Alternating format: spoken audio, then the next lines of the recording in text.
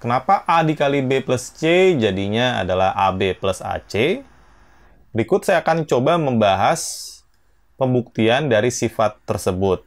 Terdapat banyak pembuktian tentunya, dan yang akan saya jelaskan adalah yang menurut saya cukup mudah untuk dibahas. Yang pertama adalah, di sini saya asumsikan bahwa A, B sama C, A, B maupun C adalah bagian dari bilangan asli. Jadi, apabila A dikalikan B plus C, berarti akan sama juga dengan B plus C dijumlahkan dengan bilangan itu sendiri, B plus C, sebanyak A kali.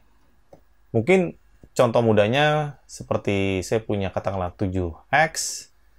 7 kali X, berarti X akan dijumlahkan dengan X juga sebanyak 7 kali. Sebanyak 7 kali. Jadi apabila A dikali B plus C, maka kita akan menjumlahkan si B plus C dengan ya B plus C itu. Sebanyak berapa kali? Sebanyak A kali. Jadi penjumlahan ini akan terjadi sebanyak A kali. Dan seperti kita tahu, penjumlahan pada bilangan itu bersifat komutatif dan juga asosiatif. Jadi, penjumlahan ini semua mungkin saya akan bisa bentuk seperti ini. Menjadi B plus B plus B, di mana B-nya ada sebanyak A, sebanyak A, lalu ditambah C plus C, tambah C yang terakhir, dan C ini semua ada sebanyak A juga. Kenapa? Karena B plus C kan ada sebanyak A. Berarti B tambah B tambah B tambah B pasti juga ada sebanyak A. Sama juga dengan C.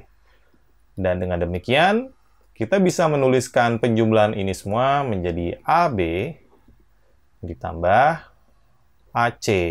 Jadi dengan demikian, kita telah berhasil membuktikan bahwa A kali B plus C menjadi AB plus AC. Dan hal ini sangat cocok apabila A, B, C merupakan bagian dari bilangan asli. Tapi sifat ini juga berlaku pada bilangan rasional hingga bilangan real. Nah, oleh karena itu, saya akan menghadirkan pembuktian kedua, di mana pada pembuktian kedua, saya akan mengilustrasikan dengan suatu gambar atau dengan geometri. Nah, di sini saya akan coba memberikan suatu gambar, suatu persegi panjang, di mana persegi panjang ini saya akan bagi menjadi dua bagian, ya tidak perlu sama besar, kurang lebih seperti ini. Dan panjang yang ini sebut saja panjangnya sebesar A, lalu panjang dari sini sampai sini sebut saja B, dan dari sini sampai sini sebut saja C. Apabila saya ingin mencari luas keseluruhan persegi panjang ini, berarti luas akan sama dengan panjang kali lebar, berarti panjang ini, yaitu A, dikalikan dengan panjang ini. Panjang ini adalah B plus C. Berarti A dikali B plus C. Namun, saya bisa juga mencari luas keseluruhan persegi panjang ini dengan mencari luas yang pertama, lalu saya akan tambahkan dengan luas daerah yang kedua. Berarti hal ini juga sama dengan luas pertama ditambah luas yang kedua. Berarti kita dapatkan luas persegi panjang akan sama dengan luas pertama.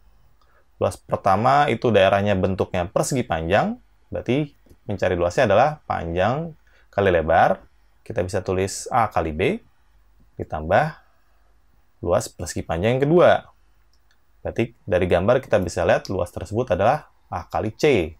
Nah, jadi di sini pun juga tampak bahwa A kali B plus C adalah AB plus AC.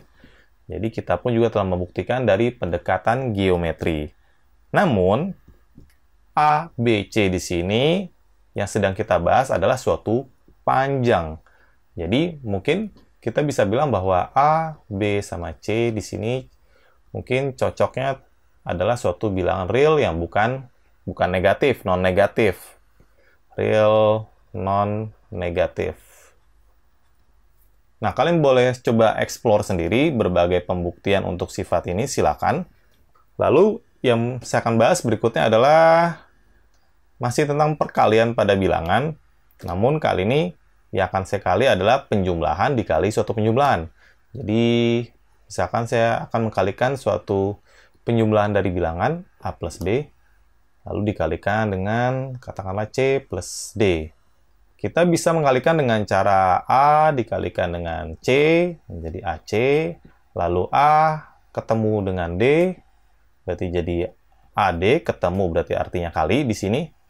Lalu, berikutnya kita akan menjumlahkan perkalian dari B sama C, lalu juga B harus ketemu dengan D.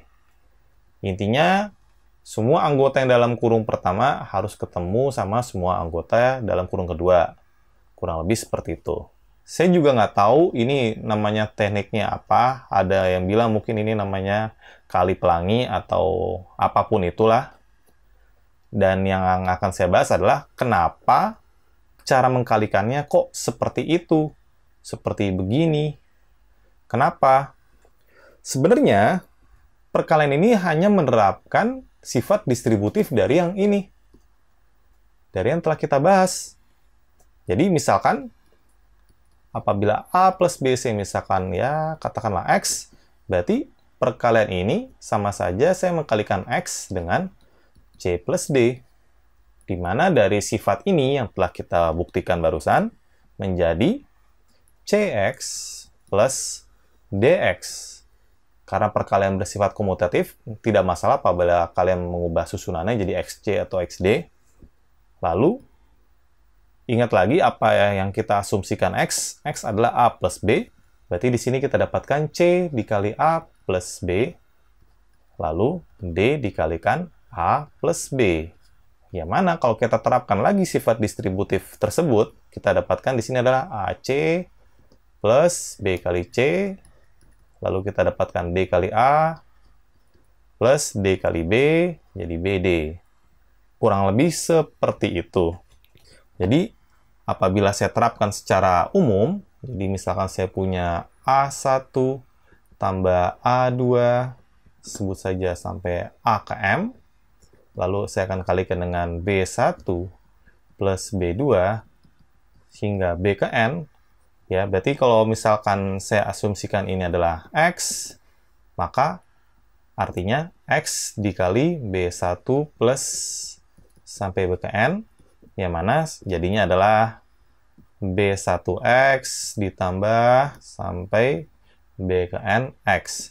Dan apabila kita bongkar lagi, berarti kita akan dapatkan B1 dikalikan X, di mana X adalah A1 tambah sampai A ke M, lalu dan seterusnya hingga Bn dikalikan dengan X, yaitu A1 plus A2 plus sampai A ke M. Dan apabila kalian terapkan lagi sifat distributif di sini, jadi kita menemukan B1 kali semua anggota dalam kurung ini, yaitu X. Jadi B1 ketemu semuanya, ketemu berarti kali maksudnya ya. B2 ketemu semua anggota di X, hingga Bn. Jadi ya, kurang lebih dari situlah lahir istilah bahwa tiap anggota dalam kurung ketemu dengan anggota di kurung satunya lagi. Oke, saya rasa cukup sekian. Terima kasih.